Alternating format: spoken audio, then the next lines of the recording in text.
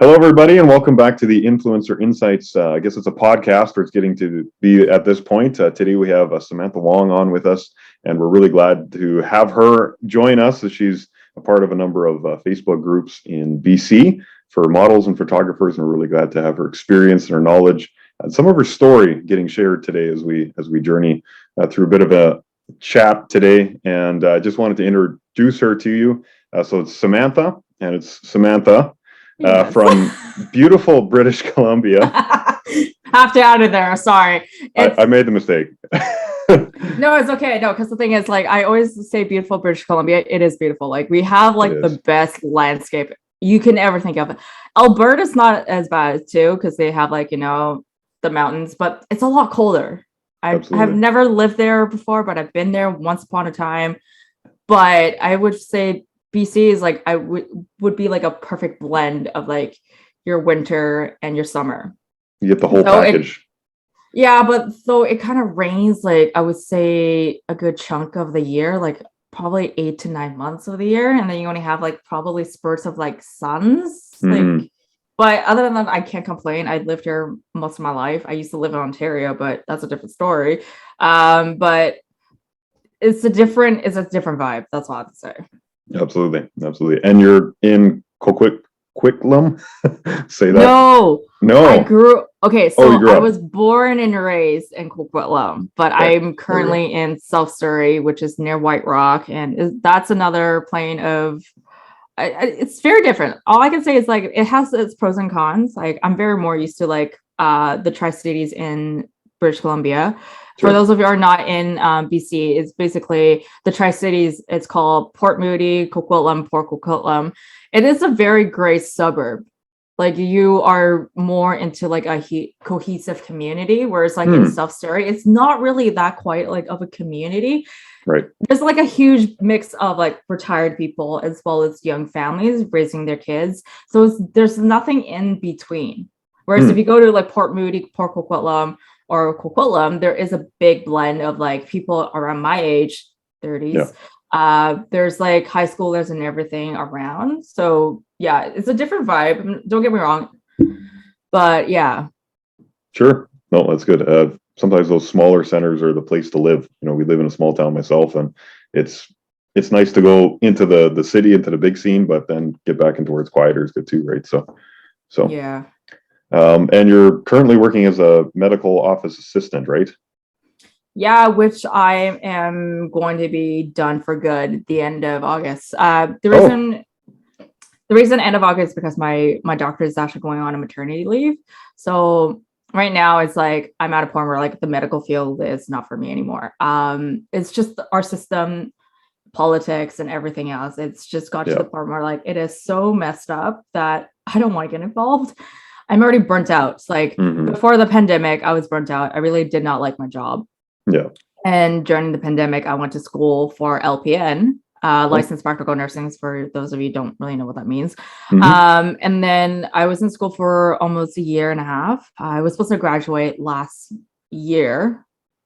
But unfortunately, I didn't pass my exams. I had a total of 5 rewrites. So one of my last ones I didn't pass. Then I have to wait another cohort so then I can actually move on. Right. And my last exam, unfortunately, I failed. This is before Christmas, and I couldn't get myself back in. I tried to like actually dispute it, but they said no. No go. So then I was like scrambling to find work again, and I landed a remote job. So I work from home, so I don't have to deal with patients in person, thankfully.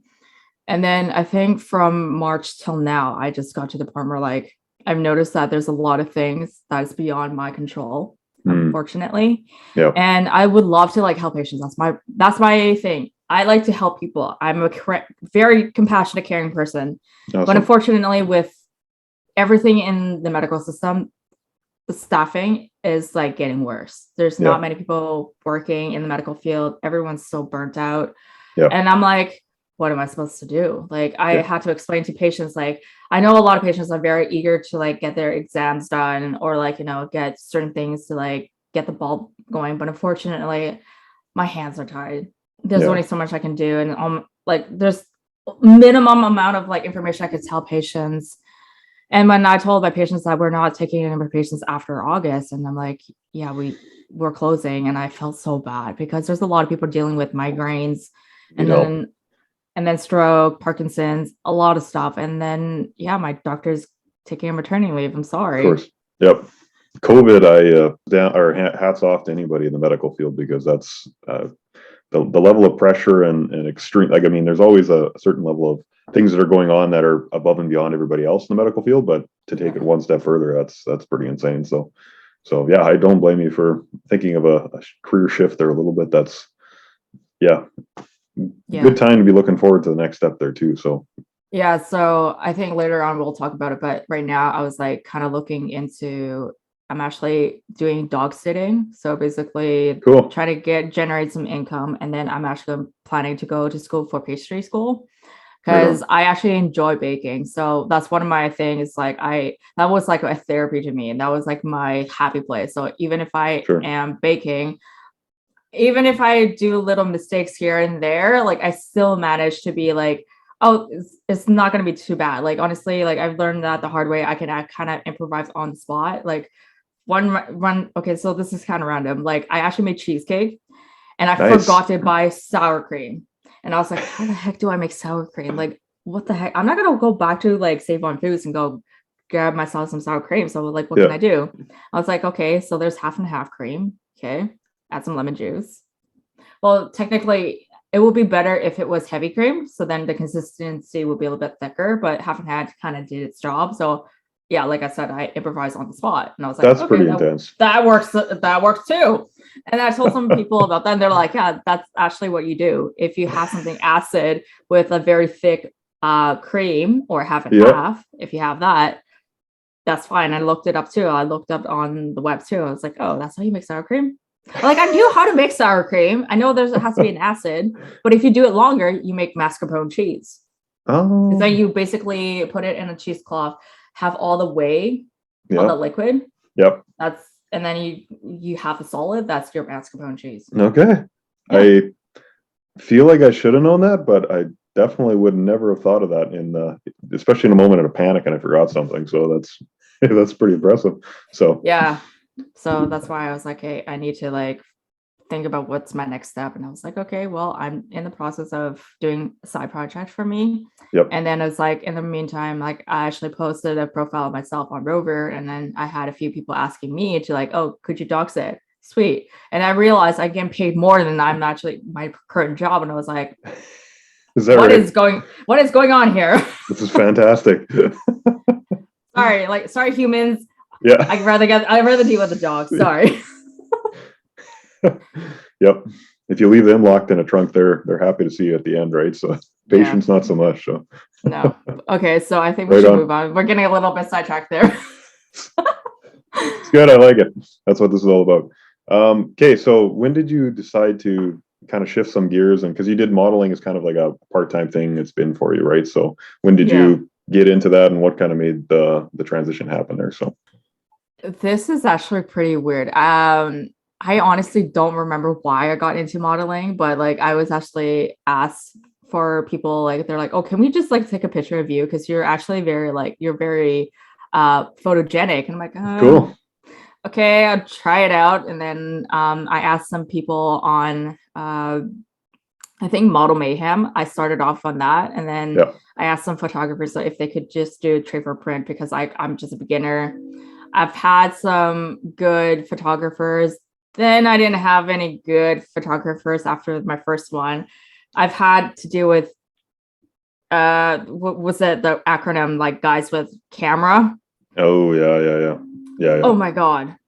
So here's the thing. I don't complain. I don't say anything. I act oblivious to it. Of course. And then it's just like I don't tell anyone what happened until like we go into the Facebook group, like beware of certain photographers, all that. I have some at least I have some ammunition to like literally tell people like, okay, stay away from this guy. Yeah. And the reason why is this person will say perverted jokes or perverted comments, and it's and here's me, and just like in in the shoot, like, oh, okay, like, just pretending it's okay, like, but I honestly, I play it nice. Like, I don't like hurt people stealing. I just like, try to be respectful. And then here's me when I return home, don't tell anyone. I'm like, oh, no, excuse me, no. So then, I've actually dealt with a few, and and apparently, so are those usually kind of a TFP situation, or did you pay for some of these photographers and they're creepy like that, or? Mostly were TFP, unfortunately. Okay. I've actually done where I wanted to pay a photographer. No, actually I did. So there's one actually I did for fitness shoots. You have to pay, obviously. Right, of course. Because I do compete. So I did pay for a photographer to get that done. When I did the boudoir, I actually got someone who was actually happy enough to do a trade for print. He doesn't specialize in boudoir, like he does wedding pictures, but I liked him. I like his artistic skills. I like his angles and everything. I always ask photographers, like, if I could see the profile, and I asked them like how their experience is and all that stuff. And because I was like very tight on, my financial situation, I asked them, okay, are you okay with just sending me 10 pictures and then I'll basically tag you and we'll go from there. And a lot of them were just very nice about it. I think there was a few female photographers, they did wanted to charge me, I think, $90 for the hour, but I was like, I didn't have that money at the time. So I was like, maybe next time, I really love your work, we'll find another project down the road to get that done. This is like back in 2019, and then we have the pandemic that happened. Everything fell apart. Everything fell apart. But then for me, it's like I kind of was like dealing with mental health, like from end of 2019 till now. So, but like for me, it's like being a part of like the BC Model Photographers Facebook group and others models groups in BC. At least I know certain models. Like we'll talk and like be like, hey, do you want to work together? Do you want to collab? That sort of thing. Like it's great to like have a little niche and community, like to actually ask like, okay, what do you think about this photographer? What do you think about this? Yes. And unfortunately for me, like there are certain photographers, I'm not gonna name any names, they're known for like their good work, but then unfortunately outside of like the photography, I get really bad DMs from them. Oh my. Yeah, they were like, oh, if you like we should go out sometimes. And I'm like, no, block. And I don't answer because I'm at a point where like, if you're not going to be professional, then I cannot work with you. Yeah, a compliment is one thing, but asking, oh, you should go out with me, or we should like do certain things. I'm like, no. I actually told a few of the photographers in one of my chat group, like we're actually we're basically the guild, what the heck you call it? So we basically, all of us are like collectively are watching like who comes into the group. Oh, cool. So before I block the person, I actually screenshot the conversation, who it is, and I put it in the chat, and then I'll be like, do any of you guys know who this is? And they're like, yeah, we know who this is, but I'm very shocked that he would ask you that. I'm like, yeah, well, I'm sorry, I blocked this person. I can't work with people that are, making inappropriate jokes. And there's one photographer, unfortunately, he has his own business, but there's been a lot of complaint about his behavior. And I was like, I was very stunned by it. I've talked to him in person before. Never in my mind to like think of him as like a very inappropriate person. Very well. Yeah, it's interesting how here like people get really confident in the DM boxes. So gentlemen, if you're out there and you're listening to this, please heed that warning and consider the person that's on the other side of it. It's still a person, right? So do you have a list of kind of, I don't know if it's questions or things that you'll ask a photographer before you get together for a trade for print situation, Samantha? Or is it like, do you kind of just work with other people, like you say, in your group to network on, see if people are going to be good to work with or not? Or do you? I actually, for me, I actually have done whatchamacallit. Like I just like ask for people, like if there are does anyone know any photographers that would just would like to help out a model just to start their page, like for trade for prints. Please, if you know anyone, or please give me your website. That would be great. So basically, I I'll have like people like commenting, and then I'll just go one by one. I'll just Yep. click whoever's like on top, and I'll be like, okay, I'll just go into the site, take a look at the work, and I ask them like, okay, so what locations are you looking at? Like, where do you normally work? And then I'll ask like some of the models, hey, have you worked with this person? And what do you think about this person? Like, I'm Yep. looking at their portfolio. It's okay. It's not that the greatest. I have actually taken photography myself. Like, I've actually know like how to Cool. edit photos and everything, all that stuff. But Yeah. I don't take photos of people. I find that that's not my like forte. I'd Sure. rather take landscape. So why I end up is just like I look at like their portfolio, ask questions, and then if I like it, I'll contact them. And Yeah. if I am very like on the fence, I'll be like, okay, that's when I ask models, like, what do you think about this person? Have you worked with this person? Right. Do you think this person is okay? Should I get a chaperone? Because I'm actually encouraging anyone that's starting modeling right now, get a Yeah. chaperone. And Good if idea. the photographer has a problem with that, cancel the photo shoot and tell them no, because that is a huge red flag. Agreed. And that you're asking for trouble, because I've actually heard a lot of stories from like people just starting to model, and they were trying to bring a chaperone or their boyfriend to the photo shoot, and photographer gets really, really angry over that. Then that tells me this guy wants to do dirty things. Yes. And it's really bad. And for me, I'm able to do it by myself because I'm a confident person. I don't take anything from people. I'm Sure. not sure if am I allowed to swear on here, but I'm gonna try to keep it as minimal as I can. Sure. But yeah, like for me, it's like I can defend myself. I may be 5'1 3/4. I'm vertically challenged, but I'm maybe small, but I can literally defend myself. That's why I don't ask a chaperone. I'm very confident in myself. Right. But some people are not. Yeah. So that's where I really have an issue when like guys with freaking camera, is that they prey on the young and innocence. And I'm like, that is so wrong on so many levels. Yep.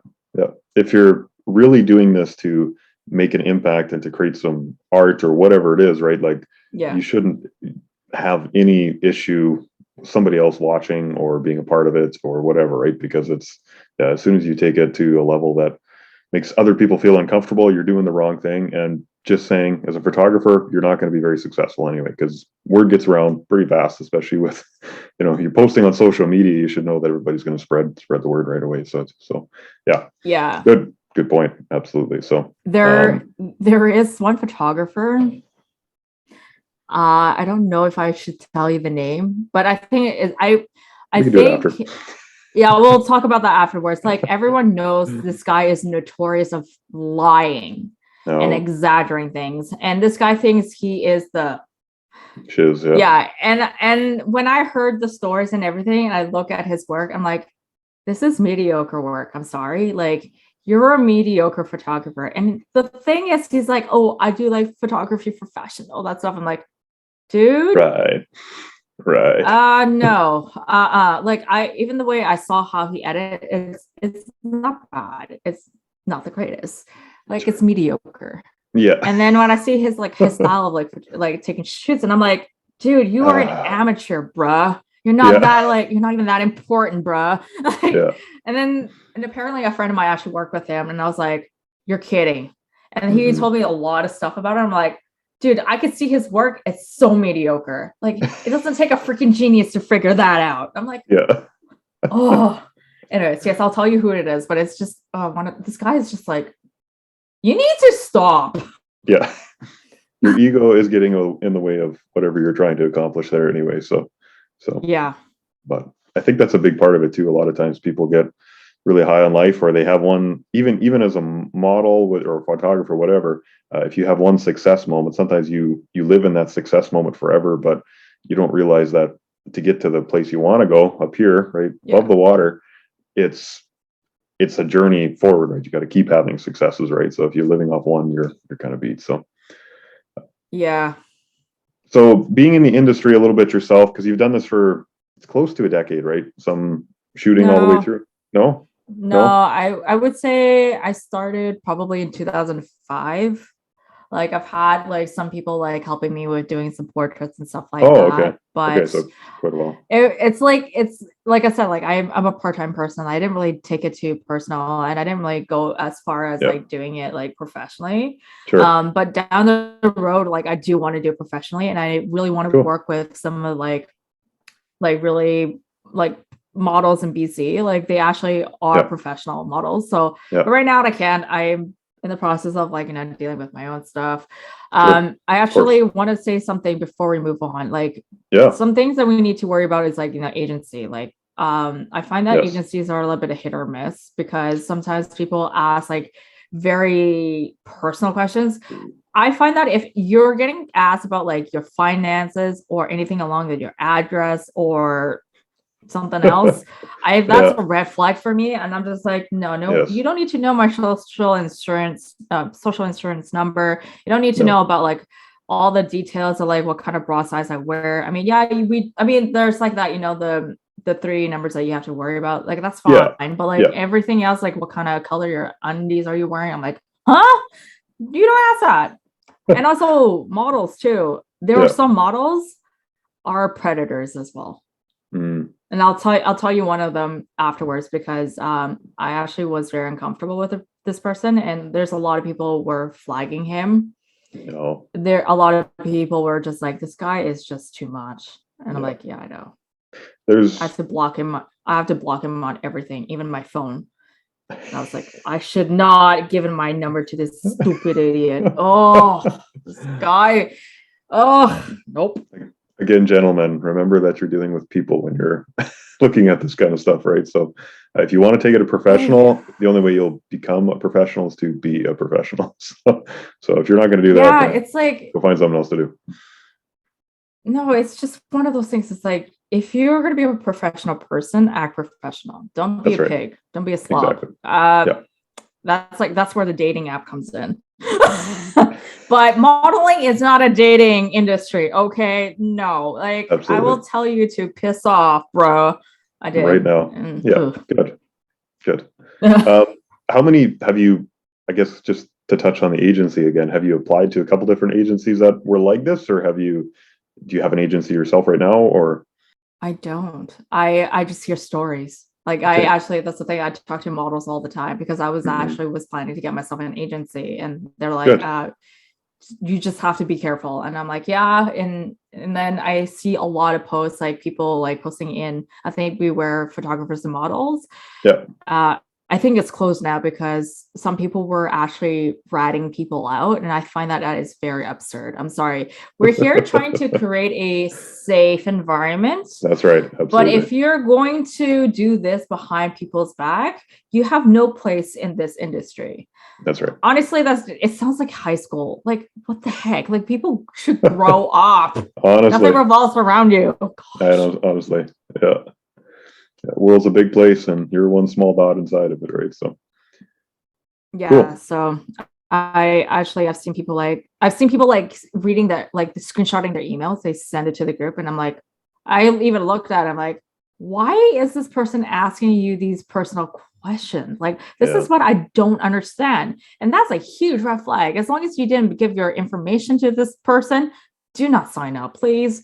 that's right. Like I just find that like it's harder to find agency that are very reliable. I know there's some that's like they ask you to pay a huge chunk of money, but your work is going to be like minimal. So Right. it's one of those things is like if you know someone in the industry well enough, like that right with a reliable and credential like agency, then ask Yeah, them how you were able to like build a portfolio, how are you able to apply for the agency? Because I know that a lot of agencies now are like they're very picky. yeah, absolutely. They want someone to be very like full-time committed, and if you're not like financially well off, like you're gonna have a tough time because a lot of the So, shoots are like I think yeah, 200, 300 per shoot, and it's not cheap. yeah. I was going to do But a shoot in Calgary last time I was out there, and everything started at $600. So I mean, yeah, it's like it's just the way it goes, right? So, yeah, but something to be prepared for. But definitely, if you're looking for an agency, go and if you're do a little research yourself if you're going to get into that, or talk to me or talk to Samantha or somebody else that looks like they're part of the industry somewhat already, they'll give you some tips on where to get started. So that's a good way. Okay, so we talked a little bit about things to watch out for. Let's jump into the mental health piece a little bit, if you're okay with that. Yeah. So you talked in kind of questions about struggling with some mental health from an early age, and you've got ADHD and that sort of thing. So tell us about your journey there. Where to start? Okay, so when I grew up, like in the 90s, I'm not old, you guys. Oh no. Oh yeah, the 90s, you guys. I'm a 90 baby. Okay. All right. Tell me about it.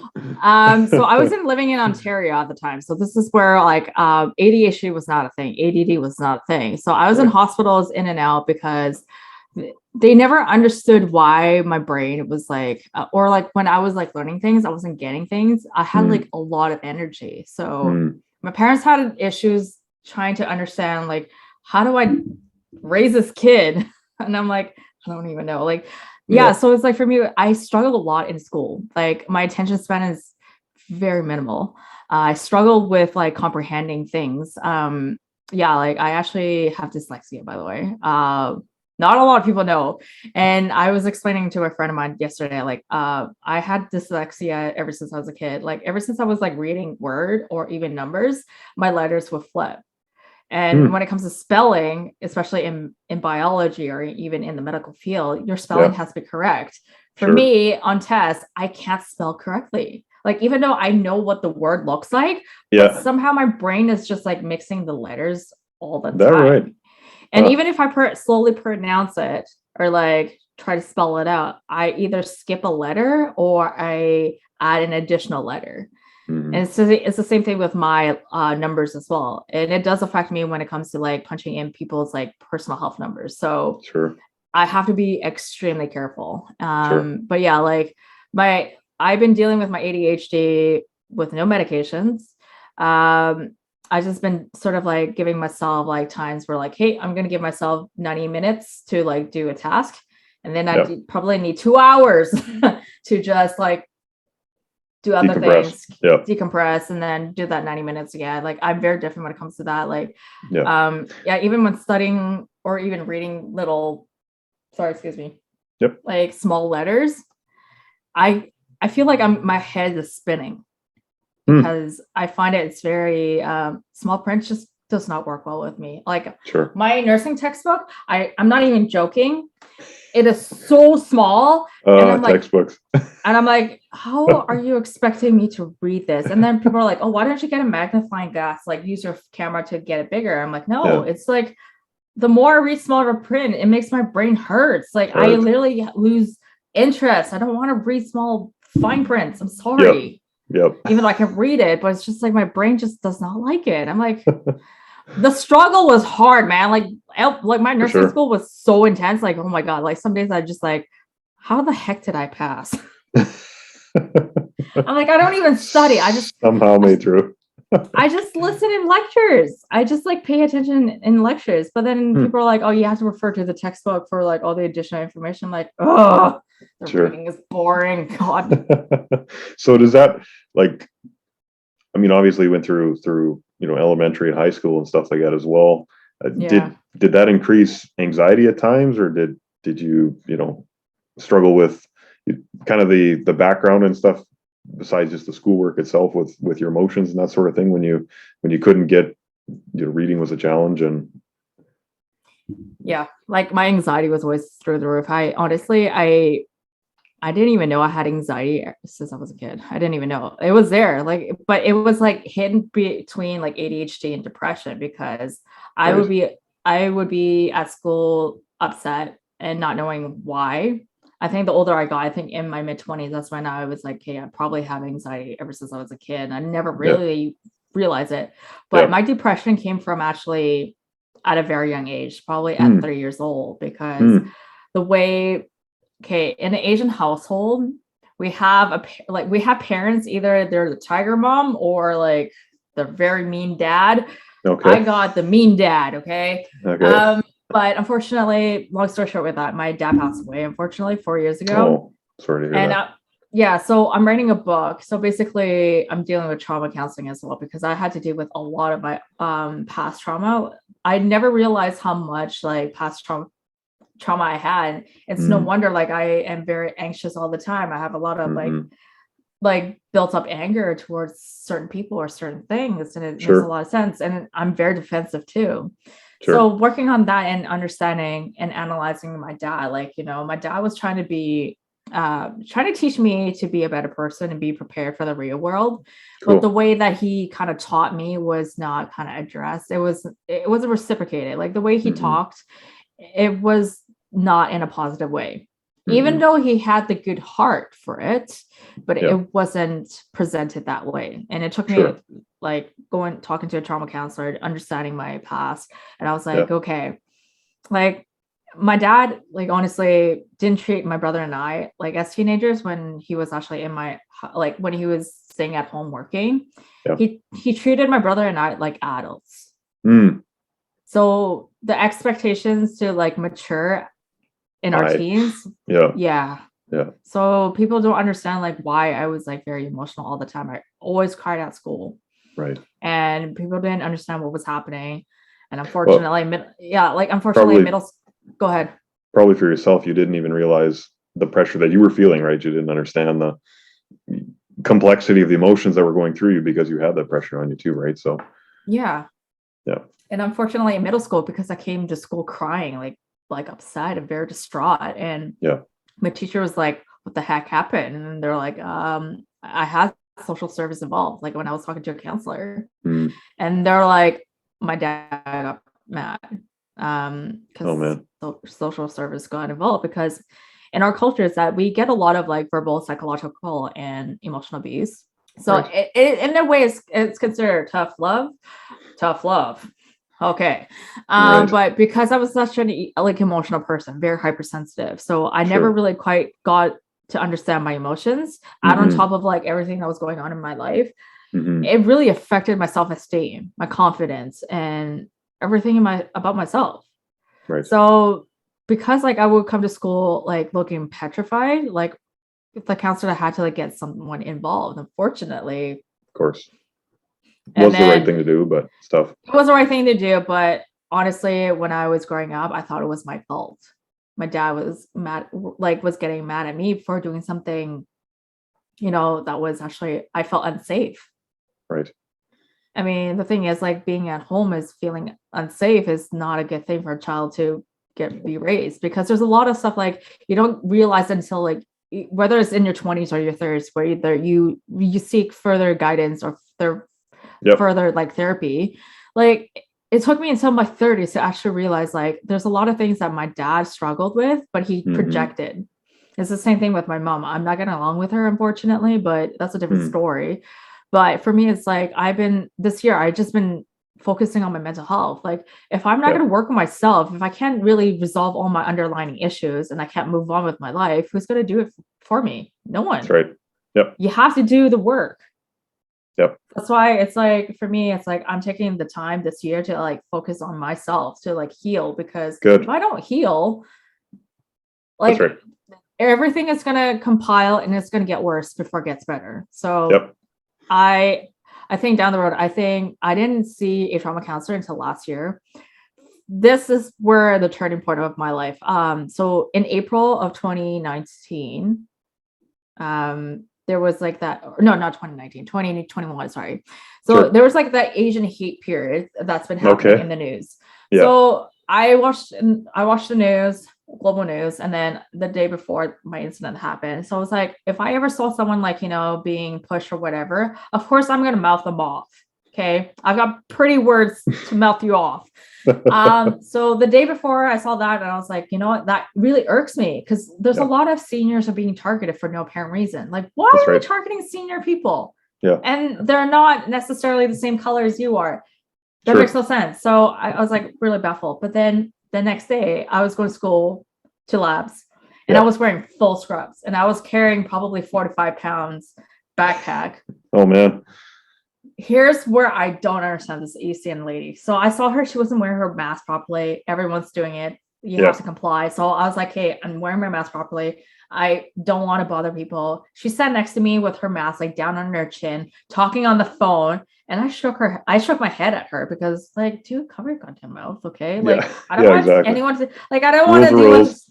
Those are rules, okay? Like, I don't want to deal with this, okay? And then I shook my head at her. She saw that. She got mad. So she moved. And then she kept giving me this death glare. And I don't know what. Like, anyways, I'm like, I shook my head at you. So it's like, dude, anyways. So when we got to our terminus slot, she was like, she got behind me. She like, I need you to go in front of me. She tried to push me off the bus. I didn't fall. I didn't fall, thankfully, even though I was carrying 45 pounds of stuff in my backpack. Oh, this lady, I was like, are you effing kidding me? You want to go, BIC? And I was like, you want to go? And she's like, oh, wasn't not expecting that. And I'm like, yeah. And I call her the C word, the lovely C word for the lady. Yeah. And she was like, you're verbally assaulting me. And I'm like, you pushed me off the bus, you bus. Hello. Yeah, I said a lot of colorful things that day, but unfortunately, this lady is an East Indian lady. She's an Asian descent herself. The irony in her action was a little baffling. Strange, and I was just like, so I asked her, what was your goddamn reason? And she was like, aren't you Chinese? And I was like, okay, that pissed me off even more. Like, yeah, so I was like, why does my color of my skin like have to do with you? Very inappropriate. Anyways, I got mad. I got really mad. And then unfortunately on the bus, half of the bus was East Indian people. So they didn't do anything. They didn't say anything. And I got pissed off and I called the transit police transit police didn't do anything. Yeah. So there's this bus I have to avoid at all times now. So I can't really take the bus because I know where she lives. I know where she gets off. Yeah. And it's really annoying because I'm like, why are you one of those scenarios where so that's when so that caused me to look for a trauma counselor. That was very traumatizing. And that's a great example of just those times when you're having a bad day and the worst thing you can do is make somebody else have a bad day because maybe they're going through something you don't know, right? I think that's kind of the one key pieces in mental health and respecting other people is always that thing where you just never know what else somebody else is going through, right? And if you're carrying a box and you got things on the go and people are crazy in the hospital or whatever, right? The last thing you need is somebody pushing you off a bus. And you see stuff like that happen all the time where people get just, I don't know, in their own heads and forget about people around them. So, but I really appreciated your one point there, Samantha, on taking this time for healing, because I think often, especially when it comes to mental health, sometimes we get stuck in our place in our mind where we're at, right? And we forget that the best way out of it is to make a decision that, hey, I'm going to change the direction. And maybe that's taking a little bit of time, or maybe that's changing a little bit of focus, but changing that direction and saying that, hey, I got to work on me because otherwise nobody's going to help me otherwise, right? And so for me, go ahead. Sure. I'm just going to say with your therapy, I was just wondering, is there a couple of tips or tricks that you can give to other people that have helped you along the way through that process, or you spend a little bit of time with the therapist and stuff now? Is there some things that they give you, some strategies? Or it's not a strategy. So basically for me, I find that this has to come from you if you want to seek guidance, because I've been seeing counselors ever since I was probably 10. And I have never stopped seeing a counselor ever since. I've been through so much, but for me to get to where I am for my therapy right now. So I'm doing EMDR. So basically what that means is eye movement desensitization reprocessing. So basically what that means is, okay, so in layman terms, it's basically you went through trauma. Yes. And in your brain, you're supposed to connect those those wires, right? But somehow they're not connected into your wire. They're just stuck in this space of your brain, your limbic system. So it's not processed as a memory. Right. So that's why there's a lot of things if someone says something wrong, like if someone called me oh, aren't you Chinese? Yeah, of course I haven't processed that trauma. Sure, of course. And of course I will get really mad. I'm like, what does my color of my skin have to do with anything? That's me acting emotionally. So So for me to get to the point where like I'm actually dealing with the trauma, to actually process the trauma, that so if someone asks me like, aren't you Chinese? I'd be like, yeah, I am Chinese. So what does my color of my skin has to do with, the question, the very Oh, yeah. probing question that is very irrelevant. So like that's the Exactly. thing. Like for me, it's like at the time it's like I was acting on pure emotion. And unfortunately with that person, I could have beat that person up to pulp. Like I was Sure. that angry. Yeah, of But course. I didn't. I was thinking of like I can't have a criminal record. So Yeah. so I was like literally thinking about the consequences. So I was like, I can't deal with that. Mm, So, but other than that, like I mean, down the road with my therapy, I have to talk about it because I yeah, still get angry. sure. And for me to see anybody else dealing like with Asian hate just because of the color of their skin, that really irks me the most. So, Yes, of course. I mean, down the Absolutely. road, like I will have to deal with that trauma. Mm, So for me, it's like I can't act upon emotions anymore. I have to act on like, thinking rationally. mm, So it's just one of those things where I find that therapy, if you're starting to talk to a therapy, start out with a personal counselor. Just talk oh, about like, your, what's going on right now. yeah. Personal counseling, that's great for that. They'll tell you some tips, how you deal with it, to create boundaries. If someone or something is like triggering you, it's like you're trying to create a safe space. Hmm. So as a therapist was telling me, my level of threshold is getting smaller and smaller due to my living situation. I find Right. that understanding my level of threshold helps, but it wasn't fixing the issue. Okay. And then after my incident, seeing a trauma counselor, we're going in depth about your past history. Right. So basically going past history, talking about it, it helps. But for me, I wasn't able to see this trauma counselor. Unfortunately, she was sick and I needed someone. And thankfully, I actually have a crime victim assistance program. They Awesome. approved my application because of what happened, because it's very traumatic. And Yes. some people Yes. might deal with it as like, it's not a big deal. But for me, like, there's a reason why there's just so much of my emotion that's happening during that time. So then I ended up finding a trauma counselor, but mostly specifically working more in depth into trauma. Mm, mm, So for me, I went through a series of steps to get to where I am. I sure. don't expect people to jump into EMDR therapy right away because it is very intense. Tense. Because you're going to be feeling things that you never felt before. And if you're not ready to deal with like anger, pain, or even sadness, or like, Mm, a lot of like built up negative energy, don't do it, because honestly, you're going to be traumatized. It's going to not going to be in your favor. So it's better to just start off small before you get right. big. Right. For me, I'm a different person. It's totally different for me. I've actually been dealing with a lot of things, and I'm one of those people that I will jump into deep end. Throw Mm, me in the deep end, I'll deal with it. I'm that yep. type of person. So I will Yep. figure it out. And I was pretty hesitant when I started the EMDR therapy. Don't get me wrong. Like there's just certain things in my past, like I did not want to talk about, Of course. Of but course. eventually I was like, you know what? It's not a big deal. And there was one memory that I was talking about. I'm just going to keep it as vague as I could. Sure. Um, I never knew how sad I felt. Like just looking at my 14-year-old self, I never realized how hurt, damaged, and upset she was. Yeah. And when I saw her, I was just like, dang, you built a wall for a long time. Yeah. It was hard for me to get her wall down because it was there all the time.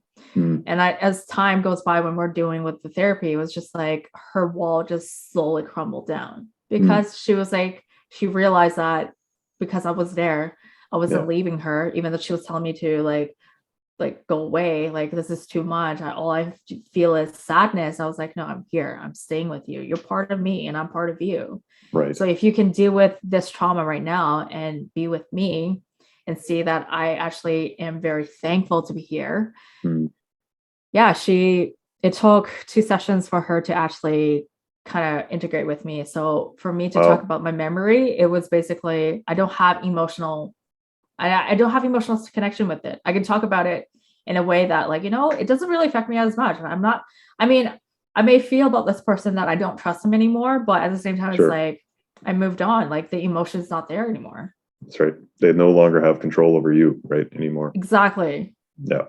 So yeah, therapy has literally saved my life. And Awesome. Cool. yeah. I that's a great example for anybody that's considering that sort of thing to get started with a counselor, though, like you mentioned, because I think a lot of people are kind of, they don't know how far to go, or they don't know where to kind of get started when they're on trying to figure this out, right? And Yeah. it's a good place to good recommendation for people to start there. So I mean, for me, it's like if if you're not financially able, I'm sure there is low cost income for sliding, or it's of called course, sliding scale. yep, There are counselors that does that. It's mostly that you're going to be dealing with our students. mm-hmm. So it's about up to 6 months. So I was thankful to be able to understand like the therapy side of it. Like when I was Yep. in college, we have that. So basically we have students, like student counselor that doing their practicum. Yep. And I actually was thankful enough to see 3 of them Oh when I wow. was in school. Yeah. Wow. And of course, for me, it was just like I was able to have a safe space to like share my thoughts and feelings without being Yeah. penalized. And I understand that talking to a stranger about your personal issue, it is very daunting. Sure. Talking to a stranger is one of those things that you are not going to be comfortable with. Yeah. As long as you are comfortable talking to a stranger, Yeah. that is the very first step. And also like if you're ready to like deal with your stuff, like if you're not ready, then there's no point to like go into personal counseling, because you're just basically wasting your time and wasting your money.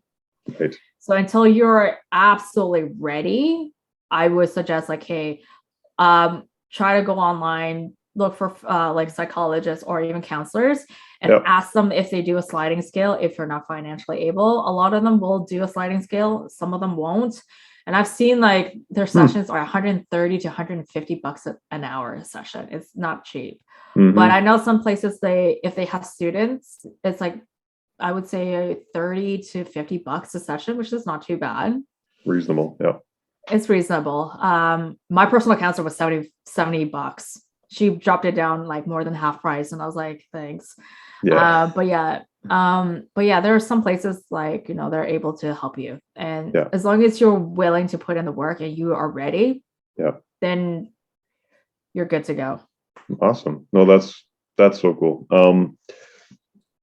Thinking about your story, and I mean, there's so many things we could get into with dealing with those mental health things that you've kind of mentioned in some of your notes and that sort of thing. But you seem to kind of come through kind of a low spot, and you're kind of coming back on the top. If somebody else is in kind of that same situation, maybe they're at the bottom, maybe they're coming out, maybe they're entering into kind of recovery time. Do you have any words for them, or things that you would recommend that they get started? Or for me, I just feel like this is a tricky question, because the thing is everyone's different. absolutely. So for me, it's like a lot of people are very quiet about it. This is where I'm like that as well. But if for me, it's like I'm good at picking things up. Like if you come talk to me, I'll give you my undivided attention. Sure. And I'll listen to like your points and everything. Like I'll be like, okay, if I understand this correctly, you're feeling this way because of this. Like I've been taught to like do paraphrasing, open communications, that sort of thing. I used to be a community mental health worker. I did a program. So basically mental health was my thing, where like I would give people my undivided attention. I would be able to analyze everything, and I could actually sense their emotions. I can feel their emotions. I can actually be able to like, so I noticed that you're a little bit hesitant. Is there a reason why you're being hesitant? So like, I probably wanted to like understand a little bit more. And I mean, I'll be like, if you're comfortable telling me the details, you're more than welcome to share the details, but like, I'm not here to judge you. And if you're not ready to give me the details, that's totally understandable. I'm not going to push you.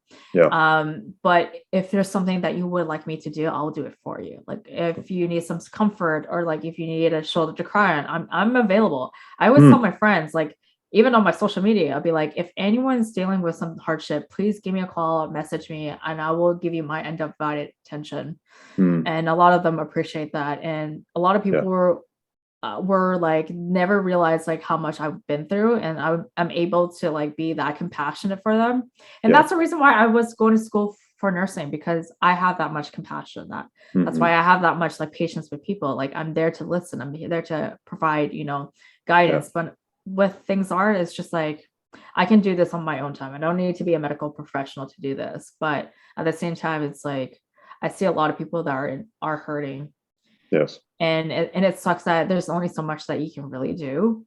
Yeah. So for me, it's like all I could do is just like, hey, if you want someone to talk to and you're willing to listen for like any advice that I given you, great. And if you are not willing to listen, okay, I'll just listen to your issues and I will try to do my best to understand your situation. Yeah. That's all I can do. And I've actually done that with some people. And I asked them like, hey, so are you still seeing counselor? They're like, no, because I'm not able to. I'm like, okay. So what have you done lately and what's going on? And they're like, oh, this is happening. I'm back into this like, relationship that's abusive, blah, blah, blah. And this person keeps like sabotaging it. I'm like, okay, well, you already know where I'm coming from. But if you're not willing to listen, then unfortunately, I'm just not able to help you. Right. That's my boundary right there. And I told him, like, this person actually came to me a few times and he thanked me for being there for him. But at the same time, now he's like, oh, repeating the cycle again. He's going to cut and whatever. I was like, okay, I'm sorry. I'm going to stop you right there. If you're not willing to listen and you're not willing to put in the work, I can't help you. Because I've done this ever since I was 21. Right. So I'll give you an example. Yeah. I actually had a roommate who was deeply depressed because she actually got ran over by a car when she was crosswalking. Yeah, and that's very traumatic. Yeah. And I took her out to see Magic Mike, and I told her like 2 to 3 days, I do not want to come home. You ODing on anything. Yeah, that's right. It did happen. So the very next day, or like 3 days later, I came back from my shift and I was like, okay, it's a little quiet. I thought it was weird. So I was like, hey, I'm exhausted. So I'm going to bed. The next morning, one of her friends was like calling her. She wasn't answering. So I banged on the door. I'm like, hey, are you still there? And she rolled out of her bed and she had white foam. And that's OD. That's the signs and symptoms of OD. Yeah. And I call 911. Yeah. That was my very first time ever dealing with that. And I was trying not to be upset. I was like, okay, she's still breathing. She's somewhat coherent. I was on the phone with with the dispatcher. I actually did have first aid. So I was like aware of everything. I was able to deal with that. And then that's good. Yeah. That's good. Yeah. But all of those things combined to take you to a lot of extra weight in your life, right? So but the thing was with her, she was so depressed. I tried to do something for her. I honestly was trying to be there for her, but she's one of those people, she doesn't listen.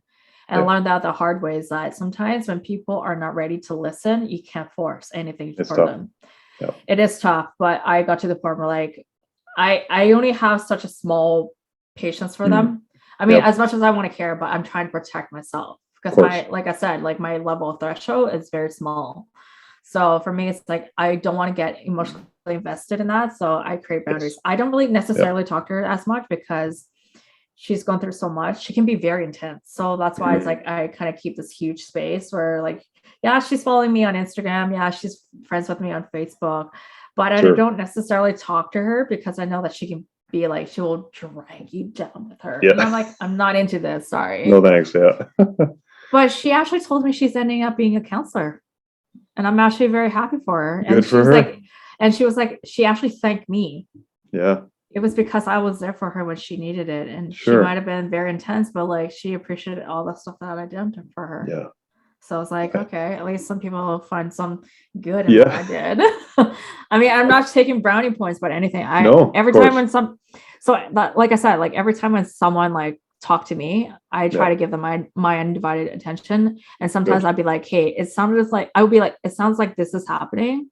Would it be possible for you to do it this? Like, like removing yourself from the situation and also like, or whatever that I give them. And they're like, okay. And they're like, you know what? I really appreciate you giving me all these helpful, tips, thank you for listening for all this stuff. And you were being so helpful. And I get it. It's like, but like I'm just emotional right now, blah, blah, blah. And I was like, So I was doing that with a friend of mine. She's an RCMP officer, and unfortunately, she's doing like a huge ordeal. Yeah. She didn't give me too much details because she's not allowed to say anything because Of course. she's Of under course. an investigation. So which is Yep. understandable. But I picked it up what was happening. Yep. I kind of figure it out, and I was like, okay, yeah, you're being emotional, and I understand that, but right now it's like you got to keep your head up. You got to be like, you need to put your head above the water and be Yep. the bigger person, because right now he's gonna do everything he can to like rip you apart, but you have friends like me that will back you up no matter what. It just sounds like a very stupid thing to deal with, but it is what it is. That's right. Yeah, so she's like, yeah, I know. Just like it's so, but she's like, thank you for listening to me. I feel like I was complaining. I'm like, no, you're not complaining. You're frustrated. You're allowed to like tell me everything. Okay. Need some help. Yeah. Yeah. I think that's another good kind of encouragement piece to others too. To there is people out there willing to help, and I think sometimes we feel that we're very alone and we're in these silos and there's nobody around us, right? But there are always people around that want to help us, and often it's just saying, okay, I'm going to make this change and I'm going to make this shift and I'm going to reach out to this person, right? And I think if you're listening to this today or in the future, wherever it is, just look around you and take inventory of the people that you have in your life to say that, hey, maybe I can chat with this person for a few minutes. Maybe that'll kind of help me get on the right track or whatever, right? Because you can get stuck on your own thoughts pretty deeply. So yeah, I'm guilty of that. I don't reach out to my friends. Like all my friends know my living situation right now, but if I talk about it, I just feel like it's the same thing. Like nothing has changed except for like the fact that yes, I'm doing everything I can to deal with my trauma. I'm doing therapy and I'm trying to move forward. Exactly. And then it's like I don't want to drag them into my drama. I don't want to drag them into my own like annoying thing. Like so it's like I have a crisis line that I call just to vent. Yeah. Good. And then I have a trauma counselor now, like to deal with the stuff. But then also like realize like I have friends. Like if as long as I ask them if they have like some time to like talk to me, then that's fine. It's the same thing with my best friend. Like she lost her dad from COVID the day after my mom's birthday, unfortunately. Like oh man. Like like I've been there for her. She's like, I always keep to myself, and I was like, I'm like, no, you're my best friend. I know something's up. You need to talk to me. There's trouble here. Yeah, exactly. And I'm like, I know you, and I know you too well, but you have to talk. Like, I understand, like, sometimes grieving, everyone's different, but no one's perfect. And even for me, like, June is not my favorite time of the month. So my birthday's on June 18th. My dad passed away 14 days before my birthday. Oh man. Yeah. And my birthday is always around Father's Day, and it is a rough month. Yeah. Every year, I'm not joking. Every year, and I get reminded of like reliving that day. It was very traumatic because it was just one of those things where like I wish I could like not live through that memory, because I think getting closer to the date of his anniversary, it gets really dicey in my brain. Like I get very emotional. I relive that memory. And it's like, what the heck can I do? And then the what ifs. It's like, I don't want to go through that spiral again. No. Yeah. But at the same time, that's the only time I'll ever cry or like get emotional. But other than that, like throughout the year, I'm just like, I'm doing what I need to do. I'm focusing on myself. I'm focusing on my healing journey. And then we come back to June. I'm like, again. Start over again. But yeah, like, but with my trauma counselor, we're gonna actually deal with that. So it's just maybe down the road that we're gonna be talking about it. But for now, it's just like you're making that progress. I'm making that progress. I'm actually basically, my body was like, it's so weird, like how we were doing the therapy. It's like there's certain things that were like getting my attention. Sure. My very first memory that needed my attention was my 21-year-old self when I was in an abusive relationship. Long story short of it was that actually I was raped in the relationship. Yeah. I didn't realize how much my 21-year-old self was very hurt by that. So yeah, absolutely. Yeah, it was one of those dicey memory. Like I never talked about it for I think 7 years, and then until the Me Too movement happened, I was like, yeah, I told someone about it, and then I didn't really deal with it. I didn't really deal with the repercussion, the emotional side of it, and then up until like my first EMDR therapy, that was like the one who was like waving at me, trying to get my attention, and it was like bawling her eyes out, and I was like, oh jeez. I didn't realize you needed help. What the heck? I thought I dealt with it. Like, thought you were good. I thought it was good. No, like I joke about it all the time, but apparently, Sure. the emotional part of it was not resolved. Yep. And it was still sitting there, like banging at me. I'm like, okay, all right. And then we dealt with it. And then it was just like, oh, wow. I didn't realize like you were that hurt. So, yeah. So my very first relationship was basically, I do not deal with emotional, verbal, psychological, and sexual abuse. None of those. Sure. And physical. If the person's physical, I'm getting out and I'm calling 911. I'm sorry. You're going to deal with the police. I'm not dealing with you. Yeah. Good. Yeah, good to have those boundaries. Absolutely. Yeah. Cool. Well, you've given us so much good information, Samantha, on your mental health journey. We thank you for sharing that, because that vulnerability is something that, even if your person doesn't want to be on a podcast like this, just to get out and just to say, hey, yeah, I can change and I can grow and I can move myself forward and make that progress. I think that's really huge. So really just want to thank you for coming and sharing that. Your book is coming out in the near future, so we're looking forward to seeing and hearing that from you. If people want to get a hold of you in the meantime, what are some ways we can do that? I'm on Instagram. So this is a funny thing. Yeah. My Instagram name is Samantha Corrie 18. So it's spelled Corrie. That's my middle name. Okay. I get a lot of people asking me, is that my last name? No, it's my middle name. So My middle name is actually a combination of my mom and my dad's name. So it's Karina and Henry. Very cool. So so I don't really have a conventional Chinese, or Chinese don't have middle names. I don't have a conventional I don't have a conventional middle name, that's for sure. But that's all right. But yeah, for me, I'm writing a book. It is, I would say 85% done right now. Cool. I've already written 21 pages since June 19th. Awesome. Good for you. Yeah. So there's going to be more. Probably I think there's going to be up to 30 pages, but for me, it's I need to find a publication that would, help me with, publishing it. Yep. The only issue is I kind of said this to my date yesterday. I was like, because apparently my ex is actually a second cousin to Ryan Reynolds. I'll be like, I kind of want to nudge and be like, hey, are you able to hook me up with Blake Lively? Because I know how much she she's very supportive of her husband dealing with anxiety and all that stuff, and she's very passionate about mental health. I'm like, could you just nudge her, give me some awesome connection? Tactic. Yeah, no, it's not just marketing, because it's because this is not talked about. So being in Canadian Chinese, whether you're first or second generation, talking about mental health, that's not being talked about. And actually, this is where the inspiration comes in from, Simu Liu, the guy from Shang-Chi, The Ten Rings. I read his book. So basically, he's the first generation Canadian Chinese. And I was reading halfway through his book, and I was like, dude, some of the stuff really reminds me of my childhood. Yes. And funny enough, when he was doing his book tour in Vancouver, I was there and I was talking to a few people, and they're like, you should write a book. Because you never know how much you would impact our community. I was like, sure. I wasn't too sure. Maybe. I'm like, yeah, that was a good idea. Sure. Okay. Yeah. And then my birthday, I was talking to my girlfriends, and they're like, you definitely should write a book. And I'm like, do I have to? Do I want to? So much work. So much work. Oh my God. No. It is a lot of work. Don't get me wrong. But actually, it was very cathartic, because I talk about my myself, in my intro, briefly talk about myself. And then basically I talk about my defensiveness, my relationship with my parents, my journey with therapy. So how did it get started? When did I start seeing therapy? And then it's how did I find clarity? What made me find clarity? And then the last two is basically what is my mission? And then the other one is basically what does my future hold? What am I doing right now? Cool. And very cool. It's already been 21 pages. Awesome.